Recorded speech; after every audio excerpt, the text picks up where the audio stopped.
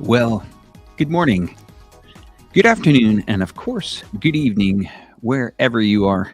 My name's Alex here, and I'm in the wonderful iChongqing office. And I have a guest on the program today. His name is Alex Absolute. He has a fantastic YouTube channel that you should check out. And don't forget to subscribe to all channels below. You'll see them in the links. If you're joining us or soon to be joining us, time check here in China is 10:28 a.m. And I'm certain the sun is shining wherever you are as well. Bring you on to the program here. He's a British guy, really cool guy. I believe he's British, unless he's Irish. I'm not sure. Anyway, but without further ado, bringing a fantastic colleague, friend, fellow YouTuber, content creator, Alex Absolute. Welcome to the program, Alex. How are you? Hi, good morning. I am great. Long time no live stream, so it's, I'm excited for it. Well, lots of stuff has been surrounding your country lately. I think you had a leadership change not maybe 12 hours ago in the United Kingdom. Liz Truss has communicated to the public of the United Kingdom and to the world that she is not fit for her mandate, which is unfortunate. Her 44-day legacy in office was about as many U-turns as a road in Saskatchewan, Canada has. Alex, does that affect you in any way? Does that affect you or your family in any way, seeing so many leadership changes in the United Kingdom? No. I've not really. It's never been anything that's really bothered me, to be honest. I learn about a lot of these things now in China via memes. So I've just saw a meme of 10 Downing Street yesterday, and it's got the Airbnb logo. It just says for short stays only. I thought that was pretty good. Oh, isn't that wonderful? Once again, if you're not familiar with Alex Absolute, his details are below in the description there. And of course, you will see them scrolling along the bottom of the screen.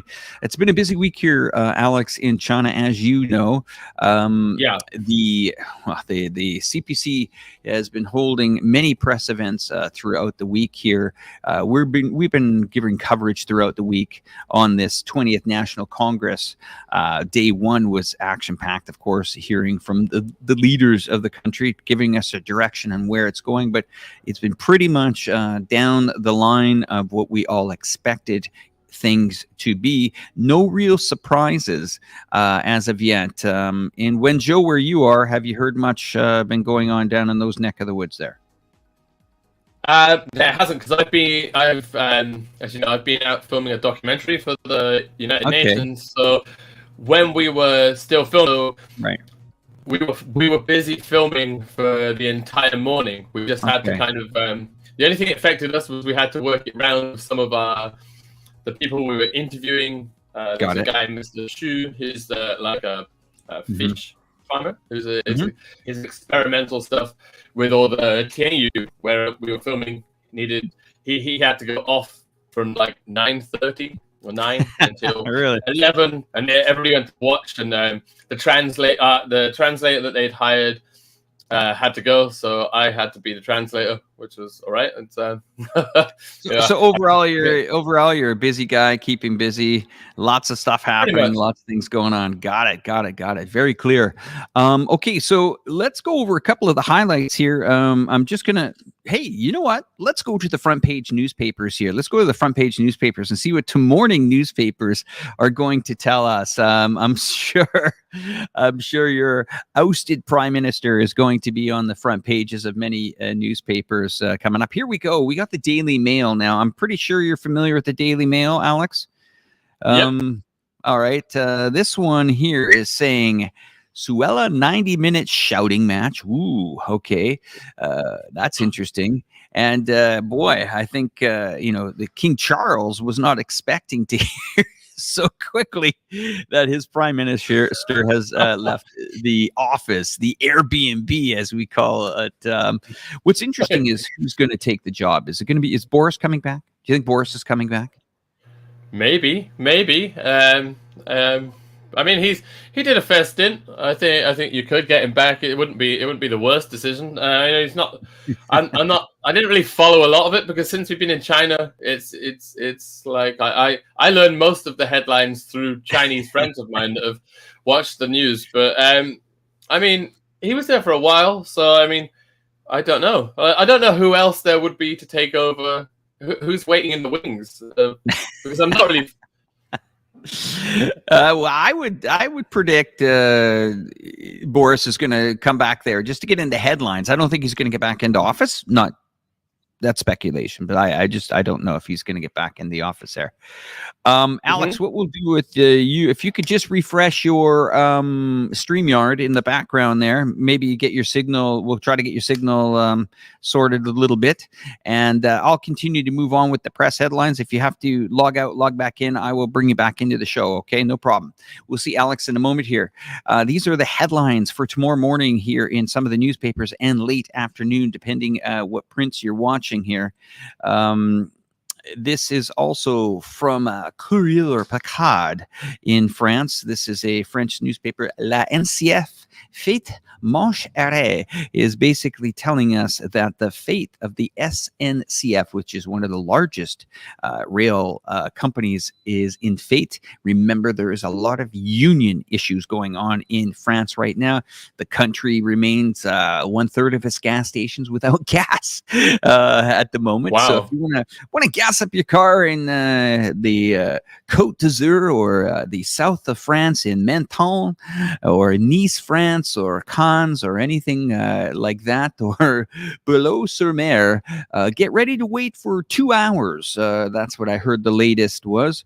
And my colleague is just walking into the office now. He's the guy that's been supporting the show all week with great statistical information. Everybody say wave hello to Gawe. Okay, so yes, JD, any newspaper headlines in Chongqing? Yeah, I got one for you. Go to iChongqing.info for the latest and greatest news on things happening here in Chongqing. Visit our Twitter, Facebook, and YouTube. Thanks for joining. Let's talk about stuff that we can't easily access, please. Sure, you name it, throw it up in the comment section, and you got two guys, both named Alex, on the ground here in China to deal. Let's continue to move on with these headlines, okay? That's the Courrier Picard. The third headline that's coming up is, of course, from the United States, the Sacramento Bee. Basically, not much coverage of Xi Jinping in most newspapers here. We have wildfires still raging through California, and as you see, wildfires reverse climate change progress. So always sticking with the climate stuff, and a lot of people arguing about everything out in the West Coast, whether it's we actually have wildfires here. Oh, wow. Okay. Well, let's chat about those in a moment here. Ken Wigger says Meghan Markle is available if needed. Okay, so we're seeing The Guardian seeking Red Cross relief. We're starting to see a lot of these countries around the world really, really, really suffering at this time. It could be the Zelensky effect. Here's the front page of the China Daily. As you see, of course, in bright red, yellow there, 20th CPC National Congress. Global firms eyes opportunities to bolster presence, and reports chart to way to energy security and a greener future. And that's interesting. We're going to talk about energy in a moment here, what China has done with that. And we're also going to wait for some viewer comments to come in as well. Let's continue on with the world headlines. And we are on to the Japan Times, otherwise the New York Times. In collaboration, rival parties to craft bill on church victims. Well, that's interesting. Another shocking note there is to see that as yen nears the 150 yen a dollar, that is very, very interesting point there. Of course, all these currencies continue to weaken across the world. And whenever you see currencies weaken and the US dollar skyrocket, trouble is brewing. Not very good. Okay, well, that's the world headlines that we're talking about. Here we go. All right, we're going to bring this out here. Is there any concern from investors with the announcement that some individuals in China made too much money too fast, and this issue should be addressed? Okay, interesting comment. Depending how people make money, if people make money honest and legitimate, things are great. I think in any country, if things are made by ill-gotten gains, or by criminal activity or money laundering. It doesn't matter what nation you're in. You could be in Canada, you could be in the United Kingdom, and you could be in jail. I will address this very clearly. That was actually spoken here at the CPC 20th National Congress, that crime, embezzlement, funds, corruption will not be tolerated, nor has it been tolerated here in over 2 decades under the leadership of Xi Jinping. Maybe you have something to add about that, Alex. Has he? I don't think he's been in power for 2 decades, has he? I thought Xi Jinping came into power two terms. Two terms. Thank you. I guess he came into power just after I came here, 2013, right. Maybe. I think it was about the time. Yeah. And there has been a big crackdown on corruption. A lot has changed. I mean, I don't want to go into like gossiping and stuff, but it's changed quite a lot in respect for things that were quite commonplace in workplaces since for a long time. A lot's changed in the last, since I've been here. It's been the changes have been incredible. I mean, the biggest changes here in Wenzhou are more the city. The city is we've actually got metro lines now. There's some big aesthetic changes. If you're somebody who's lived in Wenzhou for a long time, it's the actual, for me, the biggest change is how all of the infrastructure is just going at this a huge steep curve. It's amazing. It's absolutely incredible to see. Yeah, you're right. 2012, 2013, Xi. So 10, but 15 now. We're gonna another 5 years, right? So 1.5 decades. You're sharp this morning. You're very sharp this morning. You're a sharp one this morning. Let's have a look at some of the highlights from the 6th day here. We're going to reload them up here. And so everybody can kind of see, these are some of the highlights here. China promoted a new China-Russia comprehensive strategic partnership of coordination, even during dark times, even during countries that are in conflict. China continues with building a diplomatic and strategic channel, no matter what country is doing what in the world.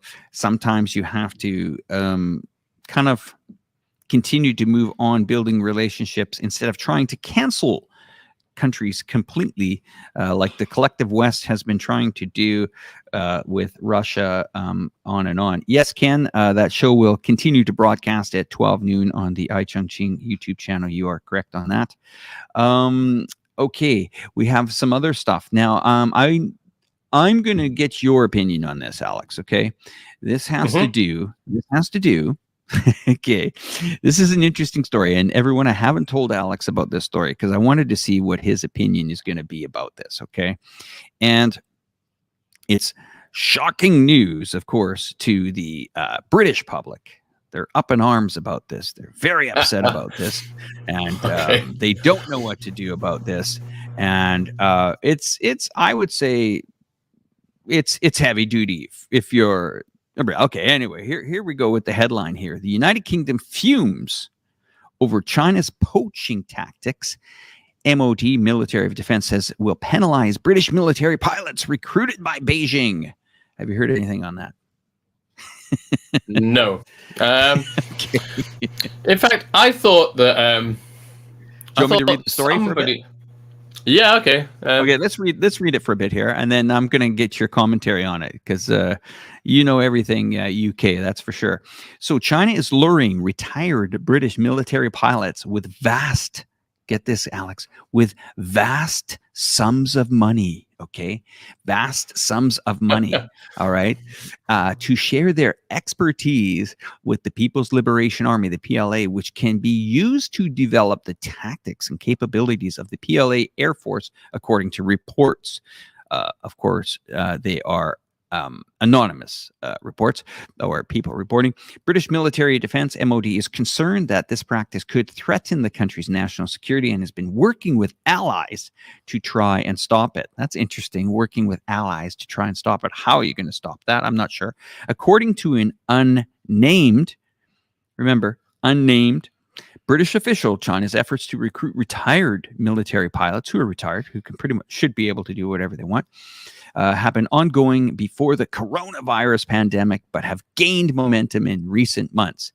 Now, the UK to penalize pilots under the United Kingdom warns of risk of prosecution of former UK military pilots that train Chinese servicemen and sees the practice of undermining the UK defense and the defense ministry. What's interesting is what if people decide that are working in, I don't know, an automobile factory in the UK and they want to take their expertise over to China to help build cars? Are they going to jail too?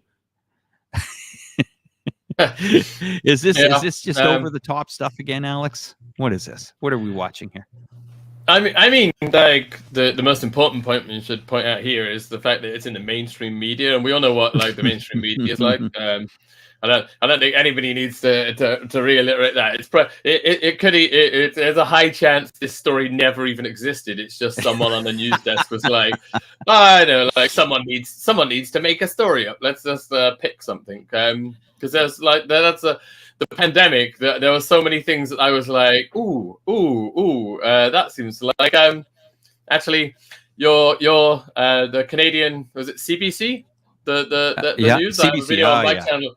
I have a video on my channel about how they made a story which was like one thing into something completely different because they wanted to sensationalize it. And actually the woman that was in the story was in Wenzhou, not very far from where I am now, and she was horrified at how they completely changed it. So I take anything that's in the mainstream media with a pinch of salt for a start. But I mean, I get it. Like if it's military stuff, like I mean, even if you've retired, I guess you shouldn't be. You should still not be telling England's secrets to other countries, because that's I guess that's like spying. It's essentially breaking the law. But on the other sense, like you said, like if somebody's retired and somebody asks or wants to pay bigger money, that's just straight up capitalism, right? So if you're not breaking any laws, then what's the problem? You see that. This is where it gets complicated, because currently right now we have two nations in confrontation right now, of course. If you've been under a rock, you wouldn't know it, but we've got the Russia and Ukraine. Now, there are other NATO countries that are providing assistance on location. So what does that really mean? Training is happening on the grounds of Poland. Training is happening in Romania. Training is happening in Moldova, Lithuania, Latvia, Estonia. We go down and down and down the list. It's only until something that doesn't follow the line of the collective West is where we get into issues where it becomes, coercion, or it's done under. I bet you this program is probably not. I wouldn't say it's something that is hidden, as you say. It's in the media. It's probably some guys that are maybe offering some assistance. I don't think with ill intent. If it's in the media and the military knows about it, and then you have anonymous sources. As soon as that word anonymous sources comes up, I mean, things kind of go out of the window. So something else I want to bring up. Let's cue into the press conference yesterday. There was an interesting question asked, and this is one of the highlights from the conference yesterday. I'm just going to take this off screen, and it's going to be great when we move into our new studio that we're going to have a whole team that's going to be able to help me out while we put these shows on, and I won't be stuttering and trying to find direction in the middle of the show. But let's have a go here. Let's have a look at this. And this is some comment and question from yesterday. Our party is committed to the four principles of inter-party relations, namely independence, complete equality, mutual respect, and non-interference into each other's internal affairs. It also aspires to explore the building of a new type of party-to-party relations that seeks to expand common ground while reserving differences. How does the party handle the relationship between non-interference into each other's internal affairs and mutual respect? Non-interference into each other's internal affairs and mutual learning form a whole of dialectical unity. They have shown the consistent stance of our party of respecting the diversity of human political civilization and promoting the progress of such civilization. Non-interference into each other's internal affairs is the common consensus of political parties in all countries and a basic norm governing international relations. It is also the precondition for political parties to maintain their independence. Political parties, regardless of their history, membership, strength, and whether they are in office or not, should treat each other as equals and respect each other. Non-interference is also the guarantee for the diversity of political civilization. Diversity is the basic feature of the world. To promote a human community with a shared future is not about replacing a system with another or replacing a civilization with another. It is up to political parties and the people in countries around the world to choose their own political system and development path. As pointed out by General Secretary Xi Jinping in his report to the 20th National Congress, we firmly oppose any form of hegemonism and power politics. We stand against the Cold War mentality, interference into others' internal affairs, and a double standard. Our party will not lecture other political parties on their internal affairs, nor will we export the Chinese model and demand other political parties and countries to copy our practice. In the same vein, we will never accept the condescending preaching by others or simply copy the political system of other countries. Mutual learning is an important driver behind the development of human political civilization. Stones from other hills may serve to polish our jade. To promote the progress of human civilizations, political parties from all countries must seek common ground while resolving differences and learn from each other. Our party is always committed to exchanges and dialogues with other political parties and drawing on the civilizational achievements of all of humankind. Since we entered the new era, we have been sharing governance experience with other political parties through various means and deepening development cooperation on ideas, policy planning, and governance practice. By hosting events such as the dialogue of exchanges and mutual learning among civilizations, we have promoted the joint progress of different civilizations. Going forward, our party will continue to deepen experience sharing on governance with other political parties, jointly enhance our capacity building and governance capability, better serve the people, and contribute the share of political parties to the progress of human civilization. Well, there you go. I mean, that's pretty straightforward. We're not going to mess around with anyone else. We're too damn busy building our country. If you want to throw stones, go ahead, throw stones at us. But onwards, upwards, stay focused. And this, I mean, man, comments on that one? From me, I think she's pretty much said it all. They have no interest. The government has no interest in getting in anyone's internal affairs. Changing regimes. I mean, we're seeing a lot of governments actually fall for their involvement in getting involved in other nations in the world. I call it the Zelensky effect. We've seen the Estonian government crumble. We've seen the Bulgarian government crumble. We saw Italy's government crumble. We saw Macron lose a majority. We saw Justin Trudeau's government in Canada. Who knows what's going to go on in the midterms in the United States in November? That could also force. We've seen many I'll call it once again the Zelensky effect. No one likes carnage. No one likes war. No one likes fighting. But when you've tried to completely cancel an entire country, that's not the right strategy, I think. So, Alex, tell us what's your thoughts here coming up in China, and what do you feel is going to change here maybe this year coming into 2023? What are your thoughts of the country? I mean, I guess the biggest change, and the one that everybody is fingers crossed for, is are we going to open up? Are we going to see more tourism return? Is there going to be like a gradual go back to pre-virus times? And I'm secretly fingers crossed, because I think it's going the right direction for that now. it definitely will be the way to go. I think that at the moment there's a very like a very, I don't know how to describe it. It's like at the moment there's been a lot of businesses and a lot of people are coming very close to an edge that needs to be avoided. I think there needs to be a not like a super hard turn, but there needs to be some kind of turn away from because I think at the minute they need to really kickstart a lot of the economy for small businesses, because a lot of big businesses have weathered the storm very well, but there's been a lot of small businesses which have fallen to the unfortunate thing, which is, you know, like it's one of those situations where you can't, like some of the stuff just can't be helped. But now I think I see it. I think I see, like in Wenzhou we've had it very, very easy, because I've seen a lot of the hardships and stuff on the news, but Wenzhou has actually been very, very good, considering Wenzhou was one of the second hardest hit outside of Wuhan when it actually happened. Wenzhou's really really dealt with things very, very well here.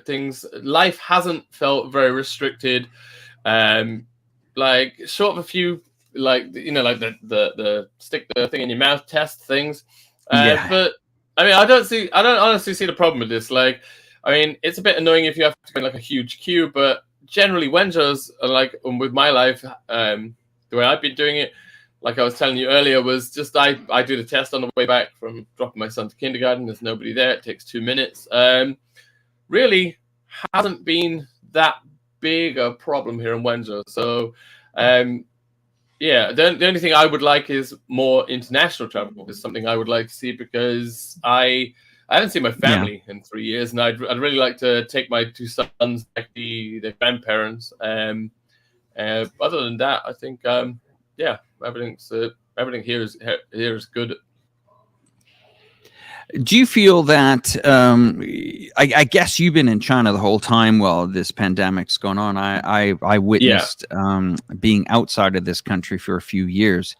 I have to tell you that a tourism country like Thailand is completely obliterated. I know that they're happy. No, they're happy about you know, they're open again. At what extent are they open? Well, yes, they're fully open, but they are also incredibly damaged. The economy is damaged. The private business sector is damaged. The hotel business is damaged. They're excited, saying, yeah, you know, a lot of people are returning back to the country, but they're still only running at about 12%. Yeah, where would be one of the first countries you would go once China opens? Straight back to England to see my parents, because, I mean, my parents were here in about 2 weeks after they'd left here. They were here for Christmas, and they went back home, and then about 2 weeks, I think they stayed for a little bit of New Year. It was about 2 weeks after they left that the pandemic actually hit. So the first thing I would do is go back home, because also my mother is, in the time since then, my mother has had breast cancer and is recovering from breast cancer. So I'd like to, and she's made a really, really good recovery. But I mean, the first thing for me would be going back to see my parents. I mean, I video call my parents a lot, but it's not the same. So I would go straight back to see my parents. And also my youngest son, who is going to be turning 3 next week, he was basically born a few months before the pandemic, and my parents have only seen him the time when they were here in person. So England would be the first place I would go, and then I guess Europe. I kind of the thing before the pandemic was, it was always amazing that you could live in China, but you could have these little periods where you could just kind of just off you go, get some of the European like lifestyle, which you have grown up, and you know, I am a European, and then come back. So now I just kind of I would like to go just outside and go back to Europe, just to experience that for a while. It makes you appreciate life here when you can dip in and out. I'm going to play a really interesting piece here. I think it's important for some of the audience to understand, because there's been a lot of talk about Taiwan, China And there's been, I think, a few people in the comment section that aren't really familiar with the world stance, the United Nations stance, America's stance, China's stance on this topic. I think the speech by Jimmy Carter will pretty much flatten out where the world should be on this topic in very clear language. If you understand English clearly, just you can listen up in the next couple of seconds here that this conversation from Jimmy Carter says everything you need to know and moving forward. All right, here we go. 1 second.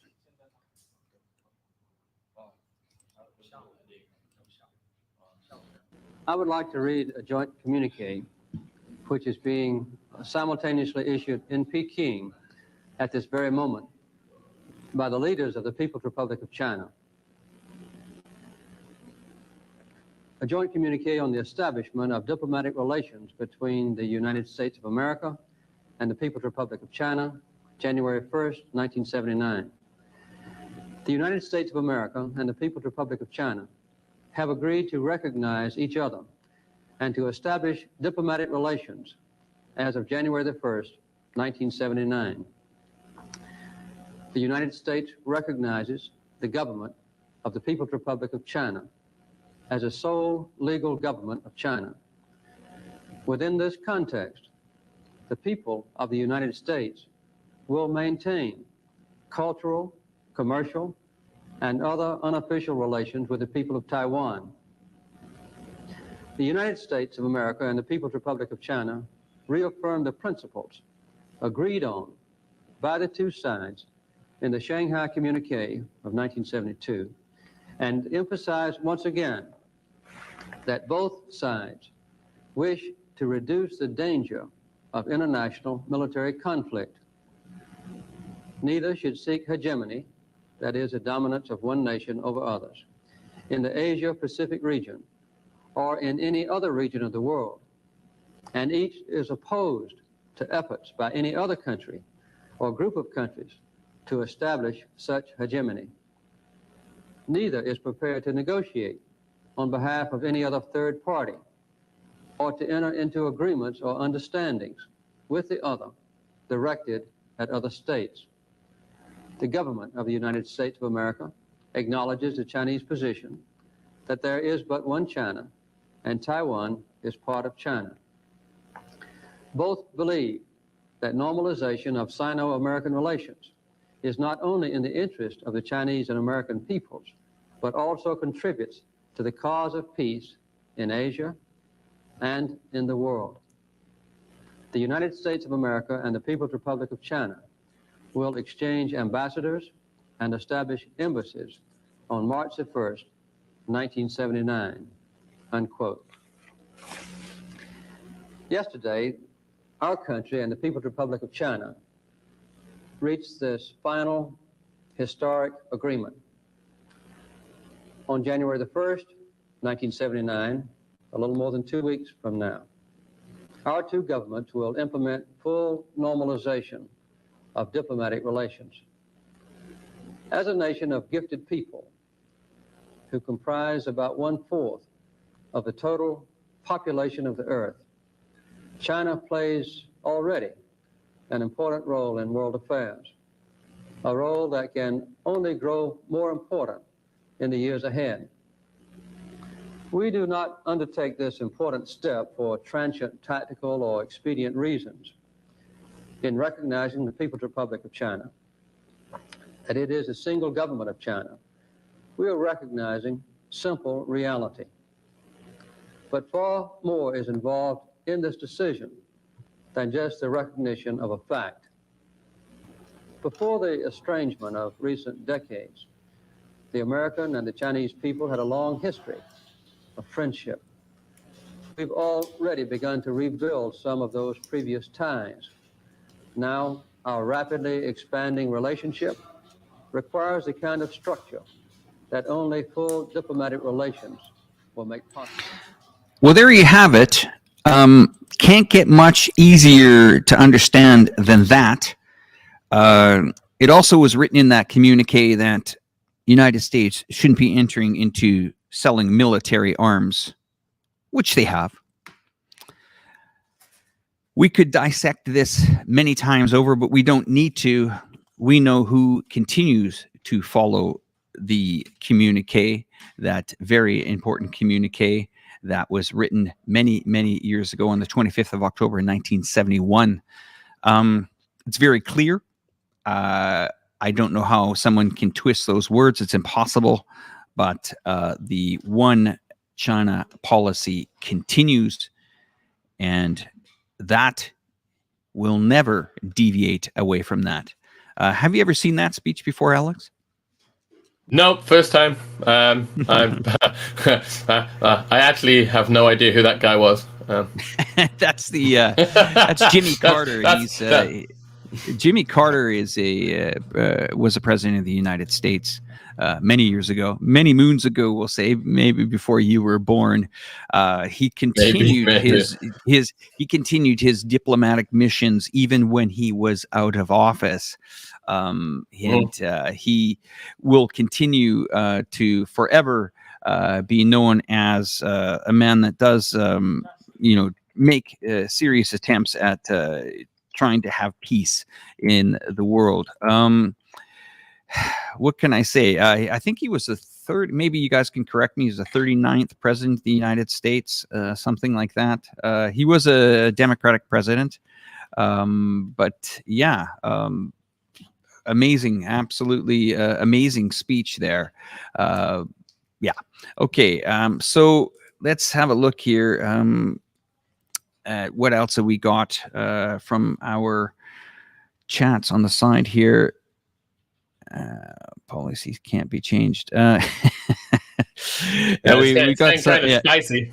Yeah, getting a bit spicy there. Policies can't be changed. Yes, if you're anyway, I don't even need to answer that when we know who's changing policies by the moment here. Tell me what else is going on in China that maybe our audience isn't aware of, since we're on the ground here, Alex. Trying to think what is going on the ground here. I've been so busy. I can't think offhand, really. There's the weather has changed. It's finally getting a little bit colder here. That's another reason I really miss and want to go back to the UK is I love the weather here, but I just want some cold weather. Like it's finally, what is it now? Cold. Yeah, it's finally starting to. And I'm still in shorts and t-shirt right now, now. But like when we were at filming this documentary recently, it was kind of like we were up at like 1,000 meters, I guess, up like from sea level, and then it was kind of getting cool. But I do miss a bit of cold weather, so I like the winters here, especially in Wenzhou. I don't know how about Chongqing. I guess Chongqing, you're quite far away from here because we're so far south. Hey, we're Chongqing, southwest China, man. We're the center of China, Alex. What are you talking about? So yeah, it must be very hot there as well. I remember coming in. I've only been to Chongqing in the summer, remember, and it was baking. It was insanely hot. I'm looking right now at a recent production. Can I show it on the show? Are you okay with that? Just your latest video from your channel. If you don't mind, okay. Can we have a look at that? You call it the wetlands, right? Is that right? Yeah. In just outside my house here. This is why I bought this house here, is because we're right in this in the city, but because the wetlands is opposite, I can see this out my window. It's very nice. Let's have a look at this here. It's a nice video. Alex has been putting up some great content as of late. I had the pleasure of doing a drone collaboration with him a few months back. That was great. We're going to have to do that again, but let's roll this video here. All right. And this is your latest video. Wrong character on this. Yeah. Okay, no worries. But let's roll this video. Sanyang Shadid, but the second character wrong. That says Sangyo. Okay. But I can't change it now. I didn't. Here we go. 三岩是地是我最喜欢的地方之一。Being in the heart of the city, yet having somewhere so vast, so beautiful, and so tranquil is amazing.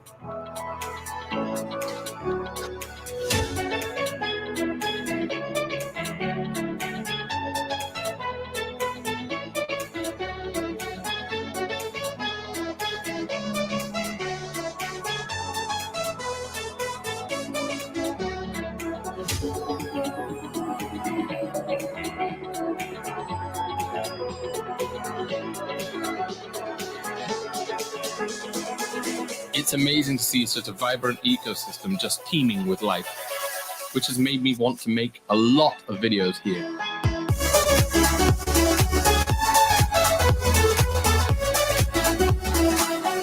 上岩师弟，今天不是第一次，也是不是最后一次。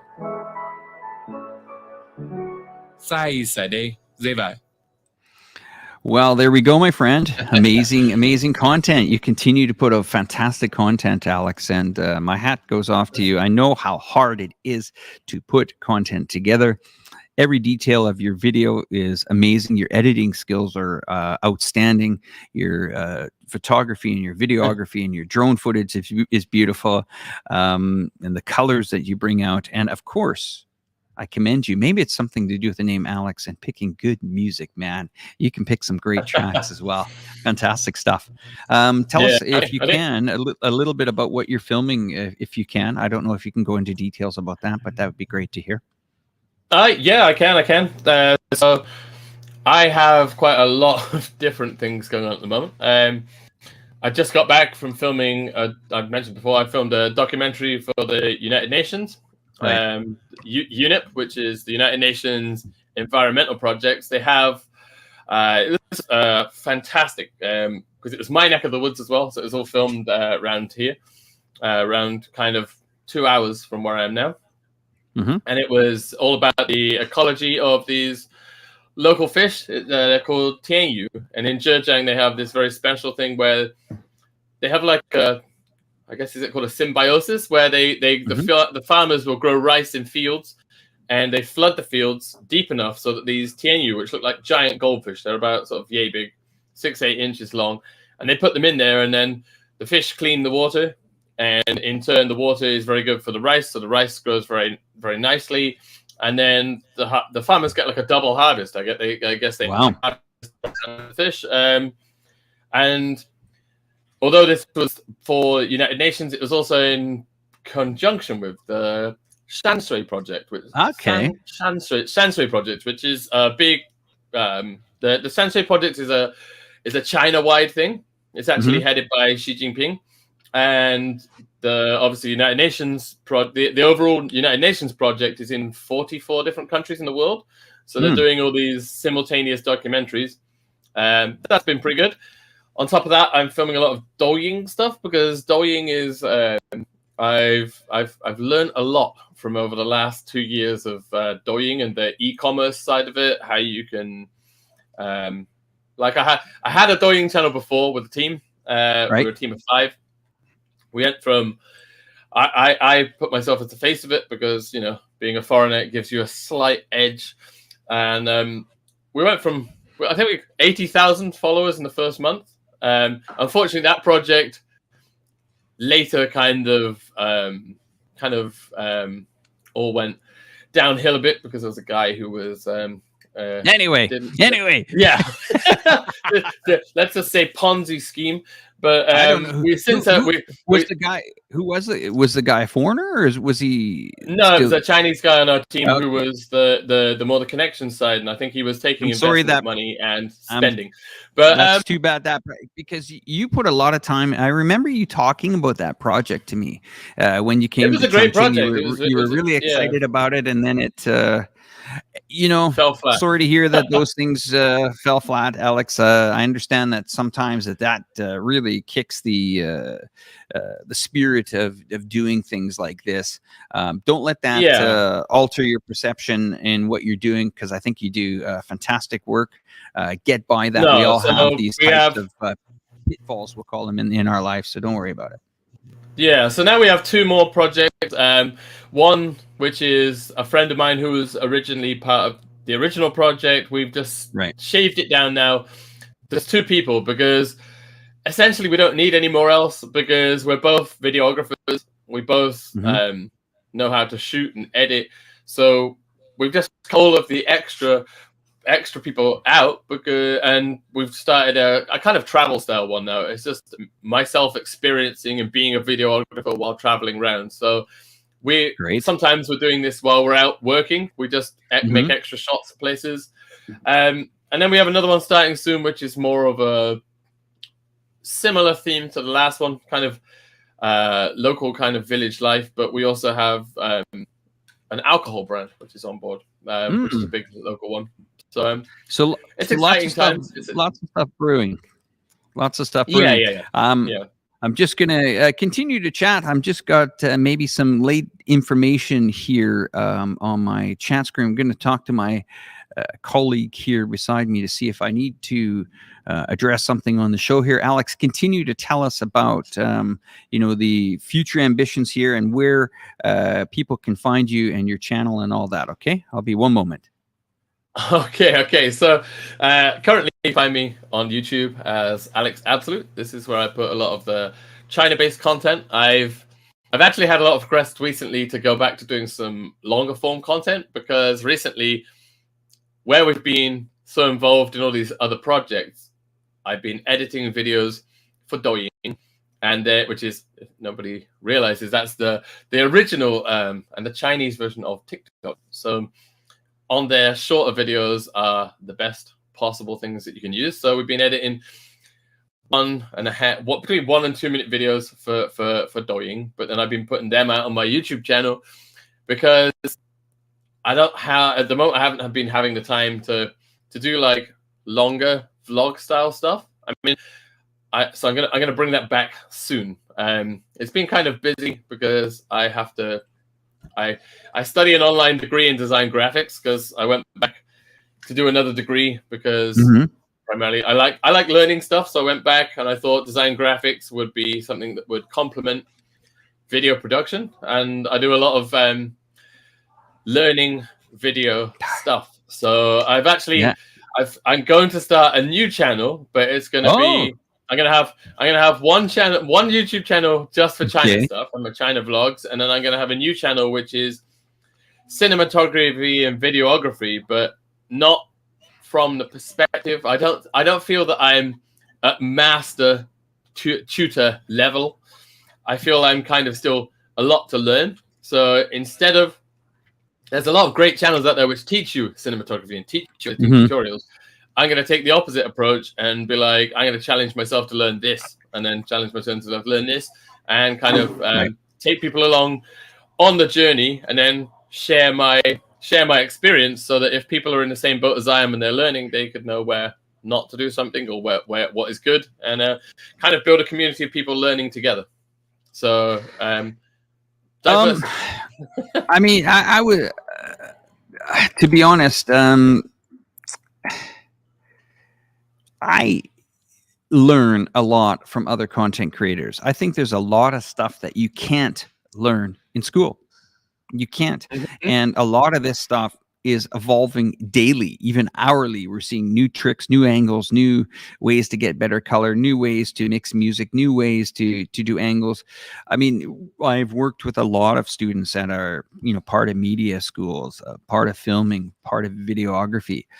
And they come with the basic, or we'll say medium level education on putting videos together, but to try to put a production together is extremely difficult to actually learn, because you can't learn all these fundamentals in school. Some of the biggest content creators now even have bigger channels than travel channels.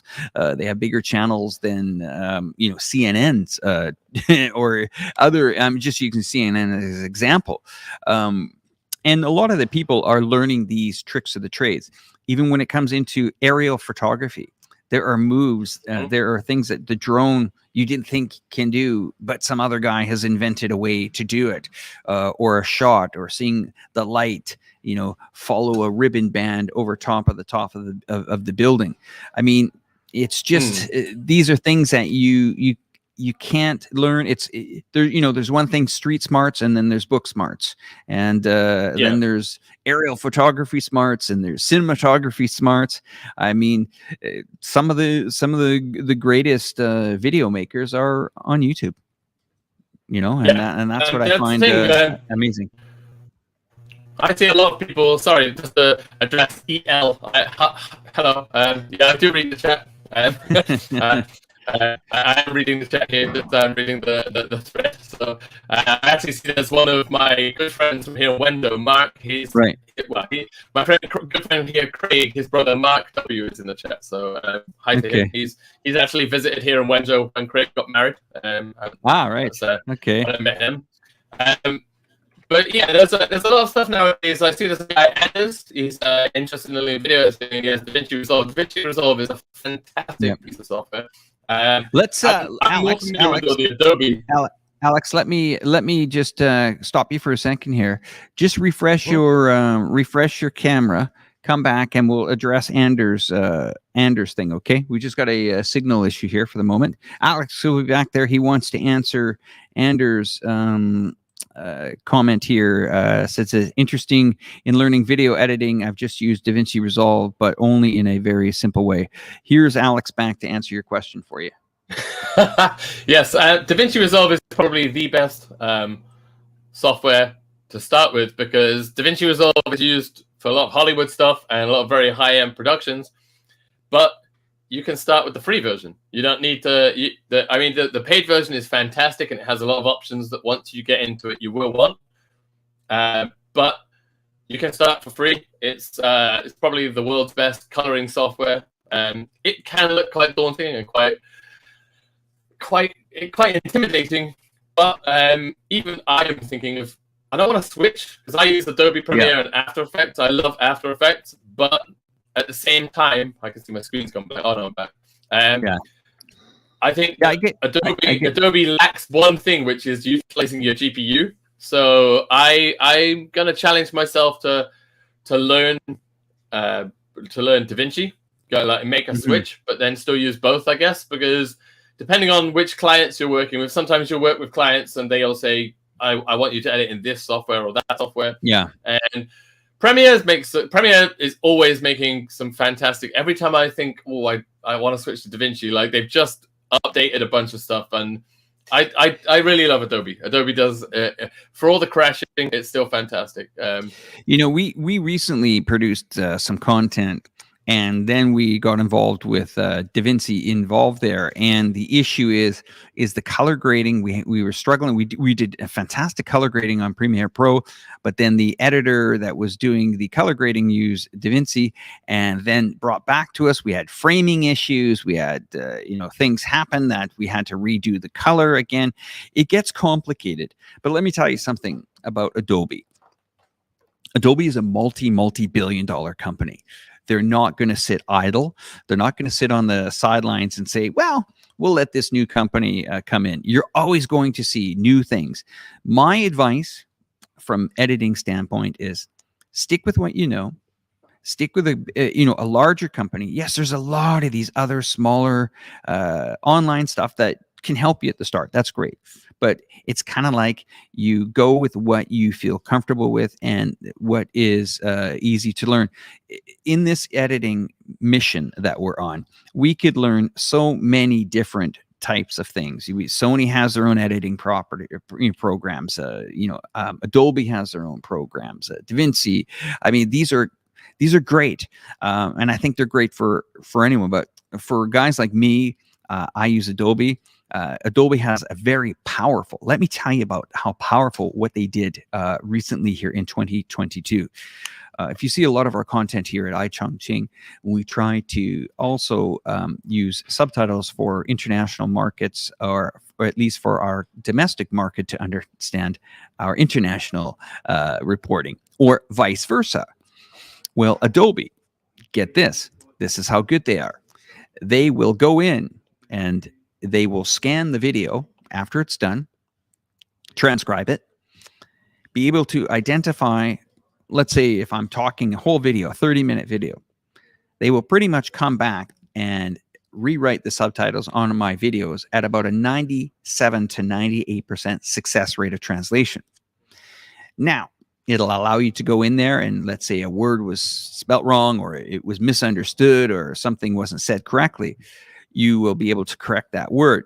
But what it does is it then goes back and sends back the information back to Adobe, that next time that this guy voice talks on this program with AI technology, please understand he meant to say that word. So as our videos go further and further and deeper, we're getting 99.5% hit rates on subtitles. I mean, that is huge. That saves massive amount of time for video creators. And they're getting much more acceptable, bringing in third-party, we'll call it LUTs or color grading. I know we could talk hours about this, Alex, because I can see it in your work. Right. And you're passionate about my favorite subject. Yeah, it's your favorite subject, of course. I'm going to bring one more geopolitical issue into this program today, and then we'll chat for a couple more things. And of course, as you know, what I do at the end of all shows is I hand over the show to the guest of the show and let them close down the show after this. But I want to bring a pretty serious geopolitical issue that I think we need to address here. As we know, the Zelensky effect here is battering down a lot of economies and battering down a lot of governments. It's basically people are losing office. But I want you guys to listen to this very interesting Pentagon briefing that happened this morning. I'm quite surprised to hear that we should be in a motion of de-escalation of world affairs, especially in Russia and Ukraine. But it seems to me that this rhetoric continues, and it looks like they are trying to involve other countries in this mess. And this could, I hope, get resolved quickly, but this could very easily spiral out of control. Just listen to how the reporting from the Pentagon was late last night here in the United States. Have any new announcements to make in regards to that country? Thank you so much, sir. Thanks, Pat. On the drones, is there any indication that Iranians in Crimea have taken a direct role in operating the drones that have struck Ukraine, or is it your understanding that they're more in an advisory or training capacity? And secondly, the Washington Post reported that the U.S. has actually looked at wreckage of some of these to confirm that they are indeed Iranian drones. Can you confirm the level of evidence that the U.S. has seen that leads you to conclude that?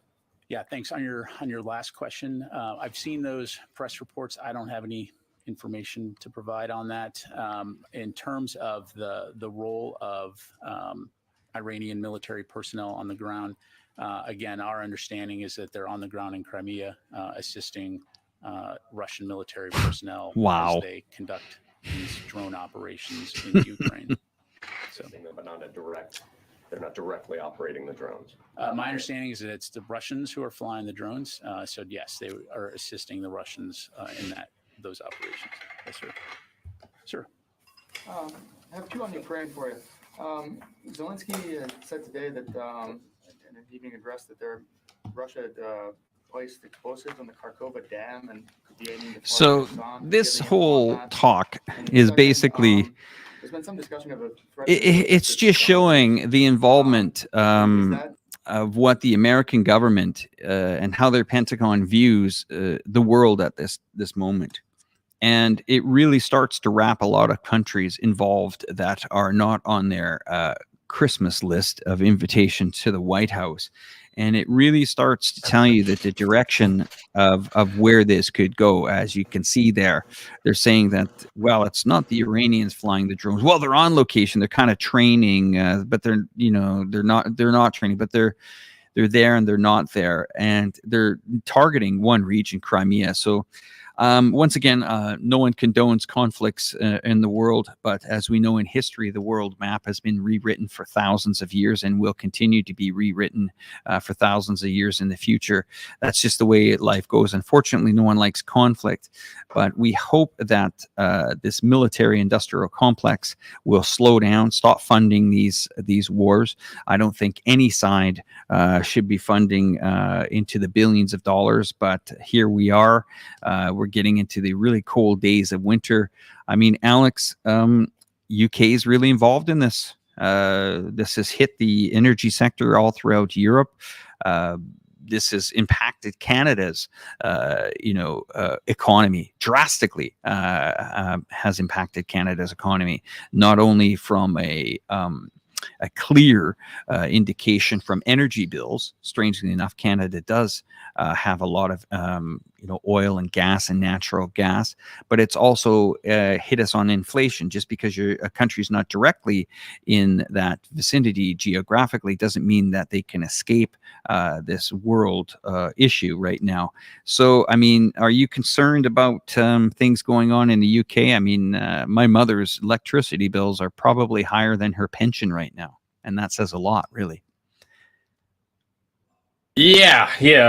Well, that's the thing. It's the butterfly effect. It's very easy to see stuff going on somewhere else and then not kind of realize how much it's going to affect you until it's too late, because these things do have a tendency of doing that. I'm not sure I don't think, for me, I'm not super worried, because with my parents, they made a smart move a long time ago of they have solar power and solar heating panels all over the roof of the house. So all of their hot water comes entirely from the daytime. Even in the winter, it is enough. The sun is enough to heat the winter there. And actually, with the electricity, their houses they sell electricity back to the grid. So wow, they are okay. Smart. It was it's a smart move to do, for sure. Because actually, when I moved to China, they moved houses. They sold we had a very big house with like acres of land that me and my sister grew up in. But when me and my sister both moved out, they downgraded a little bit, but they came with the house, so it wasn't even an outlay they had to outlay anyway. And I guess it's a smart move, and I think that's not the case for everywhere, though. There's been a lot of power outages, and there's been a lot of drought stuff, not just in the UK, but there's been stuff in many countries. I think it's been a lot at the moment. I guess a lot of global warming issues that probably need to be addressed. There's a lot of climate change. There's a lot of climate change stuff, which, I mean, I think countries all over the world are addressing it, and it's very nice to see. But I think it's definitely stuff which needs to be kept up with, because it's easy to get complacent and see that stuff isn't immediately affecting you and where you are directly. So yeah, I would say, like, to sum it all up, I'm not concerned at the moment for me personally, for my family, but I think there is concern for the general UK. There probably should be. People should be cautious, for sure. Interesting comment here on the board. It says, Alex and Alex, how do your parents' families feel about this? Do they fall for the typical mainstream media talking points, or are they more critical? I'll answer for my family. My family is very critical of what's going on. We have been doubters of this media for many years, and will continue. That's why I got on a plane over a year ago to get back to this country to really focus on trying to tell the right message for China moving forward. What I'm going to do now is I'm going to hand over the controls here to Alex Absolute. Alex, you can explain to our viewers what's going on with you, with your channel over the next little while. And when you hear the music come in, that doesn't mean that you got to leave the screen. It just means that we're going to wrap up the show, let our audience say goodbye to each other. And that's it for me here at the iChongqing office. I just want to say thank you very much to everyone that has been part of this program all week. It's been a fantastic week. It's been a great turnout with everybody. Once again, you can visit us at the iChongqing.info website, Facebook, YouTube, and Twitter. Of course, do not forget to subscribe to Alex Absolute. As you can see, he has fantastic content on his channel. And once again, from me and the audience here in Chongqing, China, one of the largest cities in the world, it's a beautiful sunny day outside. I'm going to get back together with my crew here and get editing some great content coming out this week. But turning over the camera to you, once you're done, Alex, we'll go to a nice shot of Chongqing and let everybody have a nice chat and a fantastic weekend. Thanks, Alex. Take care. All right, thank you. Okay, so I guess I'll start by asking answering the question from EL. I'm not sure how you pronounce that, but how do my parents and family feel about all this? I guess my family just really rely on me and what's going on here, because I talk to my parents quite often. So my parents see everything that's happening in China really via me and my sister, because my sister lives in Shanghai. So they are quite surprised at the difference between what we relay and what they see in the news. I guess that's it's quite different.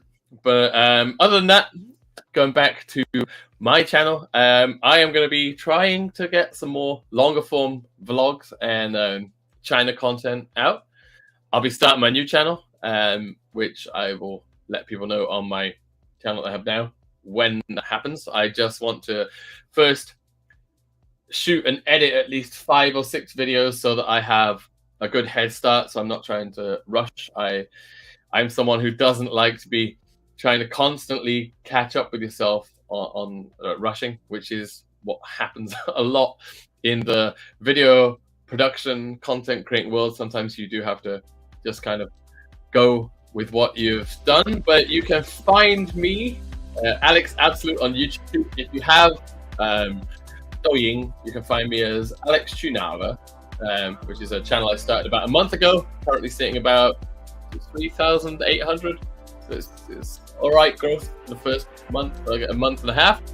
And thank you everybody for all the comments. Thank you for watching, and see you guys next time. Peace out.